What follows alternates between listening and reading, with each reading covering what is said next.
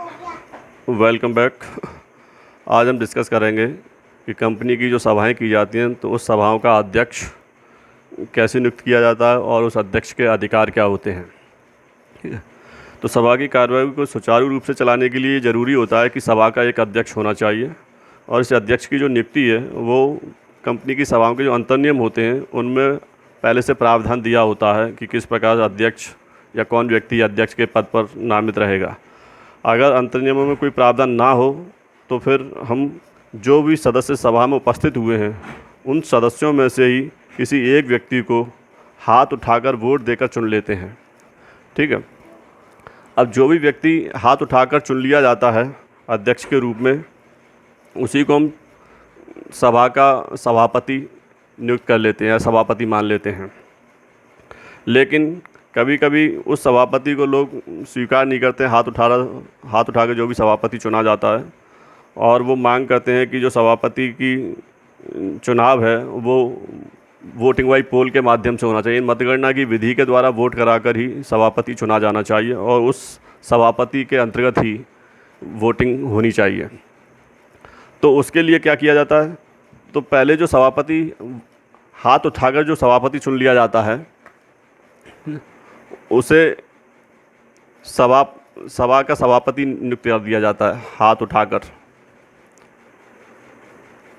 ठीक है।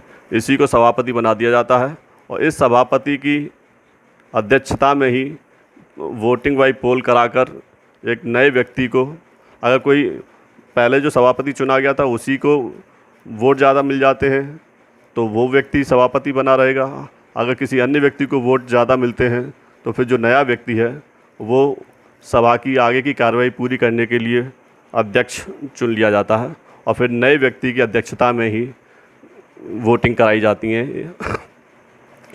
ठीक है। अब बात करते हैं हम अध्यक्ष के अधिकार कि एक अध्यक्ष को क्या अधिकार हैं। जब सभा की जा रही होती है, सभा की कार्रवाई चल रही होती है, तो उस समय सदस्य जो सभा का अध्यक्ष है उसे कौन कौन से अधिकार प्राप्त हैं। अध्यक्ष के अधिकारों में सबसे पहले है एक अतिरिक्त वोट देने का अधिकार। अतिरिक्त वोट देने का अधिकार का मतलब है कि जैसा आपको मालूम है कि जो भी अध्यक्ष है, सभा का जो अध्यक्ष है, वो उन्हीं सदस्यों में से चुना गया व्यक्ति ही सभा का अध्यक्ष है, तो जाहिर है उसे भी वोट देने का अधिकार होता है। तो जब भी सभा में किसी भी विषय पर जहाँ भी बहस हो रही होती है, उस पर कोई मतदान किया जा रहा होता है, वोटिंग की जा रही होती है, तो वहाँ अध्यक्ष को वोट देने का अधिकार तो होता ही है क्योंकि वो भी सदस्य के तौर पे वोट देगा। ठीक है। तो उस केस में अगर वोटिंग जो आई, मान लीजिए कुल सभा में अध्यक्ष को लेकर 100 व्यक्ति उपस्थित हुए, तो 100 व्यक्तियों में से मान लीजिए 50 व्यक्तियों ने पक्ष में वोट डाला और 50 व्यक्तियों ने विपक्ष में वोट डाला, तो यहाँ पर इस प्रस्ताव के बारे में निर्णय नहीं हो सकता कि ये प्रस्ताव पास हुआ है या फिर फेल।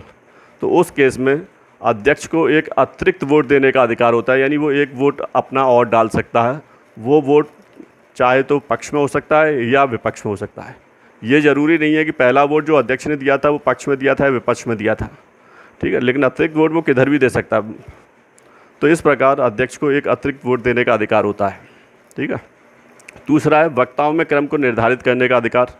वक्ताओं में क्रम निर्धारित करने का मतलब है कभी कभी क्या होता है, जब सभा की कार्रवाई हो रही होती है, सभा में बहस हो रही होती है, तो कुछ व्यक्ति एक साथ खड़े हो जाते हैं, बोलने लगते हैं, तो उससे कौन व्यक्ति क्या कह रहा है ये पता ही नहीं चल पाता है।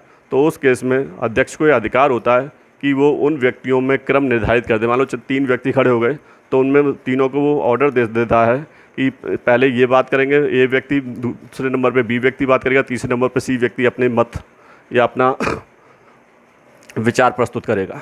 तो इस तरह से वक्ताओं में क्रम को निर्धारित करने का अधिकार अध्यक्ष को होता है। नेक्स्ट है बहस बंद करने का अधिकार। यानी कि अध्यक्ष को एक ये भी अधिकार होता है कि जब किसी विषय पर बहुत ज़्यादा बहस हो रही होती है और बहस इतनी बढ़ जाती है कि उससे कोई हल निकलने वाला नहीं होता है और समय की बर्बादी होती है सभा में, तो उस केस में अध्यक्ष को ये अधिकार होता है कि वो बहस को वहीं बंद करा दे और बहस को बंद कराकर वह उस विषय पर मतदान करवाकर उसका निर्णय कर सकता है। ठीक है। नेक्स्ट है नियमितता के बारे में राय देने का अधिकार। नियमितता के बारे में राय देने का मतलब है, इसे एक शब्द बोला जाता है point of order. Point of order का मतलब है कि सभा में कभी कभी कुछ व्यक्तियों के द्वारा कुछ आपत्तिजनक या कुछ इस तरह की अलग चीज़ें बोल दी जाती हैं जिस बातों को दूसरे व्यक्ति सहमत नहीं होते हैं, तो दूसरा व्यक्ति सभा में उठकर अध्यक्ष से ये राय जानना चाहता है कि इस व्यक्ति द्वारा अभी जो बात कही गई है उस बारे में आपकी क्या राय है, आप उस बारे में से पहले अपनी राय दीजिए। तो अध्यक्ष का ये अधिकार होता है कि वो सभा की जो कार्रवाई होती है उस सभा की कार्रवाई को वहीं पहले रोक दिया जाता है, और फिर जो पॉइंट ऑफ ऑर्डर पे जो बात हो रही थी, जो नियमितता के बारे में राय लेने का बात थी, उस पर अध्यक्ष अपनी राय देता है। ठीक है, और अध्यक्ष अपनी राय देने के बाद उस विषय पर फिर या मतलब नेक्स्ट आगे की कार्रवाई की जा सकती है। ये नियमितता के बारे में राय देने का अधिकार है कि जो सभा की कार्रवाई रोकने के बाद फिर अध्यक्ष के द्वारा ये राय दी जाती है कि उस व्यक्ति द्वारा जो भी किया गया था वो वक्तव्य नियमित था या फिर अनियमित, और अध्यक्ष के निर्णय को ही अंतिम निर्णय माना जाता है। उसके बाद नेक्स्ट है गड़बड़ी करने वाले व्यक्तियों को सभा से निकालने का अधिकार।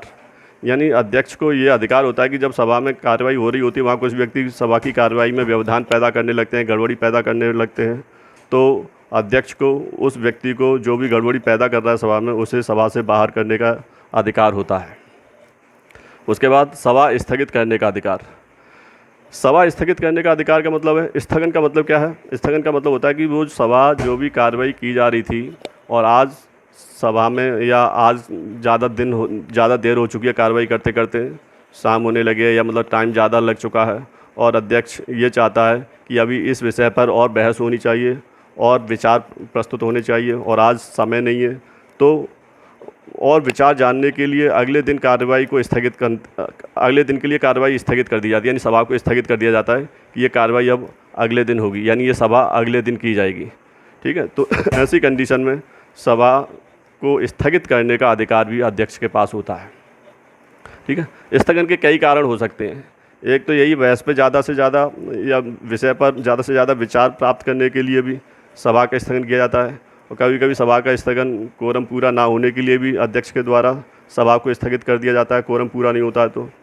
ठीक है, नेक्स्ट एंड लास्ट है कार्यसूची के क्रम को बदलने का अधिकार। कार्यसूची के क्रम को बदलने का अधिकार है। कार्यसूची का मतलब होता है एजेंडा, यानी कंपनी की सभाओं में जो भी कार्य किया जाता है उसके लिए एक एजेंडा बनाया जाता है। पहले कार्यसूची बनाई जाती है कि उस सभा में कौन कौन से कार्य किए जाने हैं, उनका एक क्रम निर्धारित किया जाता है कि नंबर 1 पे ये चीज़ होगी, नंबर 2 पे ये, नंबर 3 पे इस विषय पर बहस होनी है, नंबर 4 पे ये काम होना है, नंबर 5 पे ये काम होना है। तो ये विषय सूची कहलाती है, मतलब कार्यसूची कहलाती है, जो एजेंडा होता है कंपनी का। तो अध्यक्ष को ये अधिकार होता है कभी कभी कि वो या तो पहले से अध्यक्ष की राय, मतलब सदस्यों की राय लेकर उस क्रम को पहले से निर्धारित कर सकता है, या फिर वो आवश्यकता पड़ने पर बाद में भी क्रम निर्धारित कर सकता है कि मान लो छठा पॉइंट जो है पहले डिस्कस कर लेते 2 पॉइंट के बाद। तो इस तरह से कार्यसूची में जो क्रम दे रखे हैं मदों के, उनके क्रम को बदलने का अधिकार भी अध्यक्ष को होता है, लेकिन ये बहुधा ज़्यादातर नहीं किया जाता है। ठीक है, विशेष परिस्थितियों में ही कार्यसूची के क्रम को बदलने का अधिकार या अध्यक्ष द्वारा क्रम को बदला जाता है। ठीक, थैंक यू।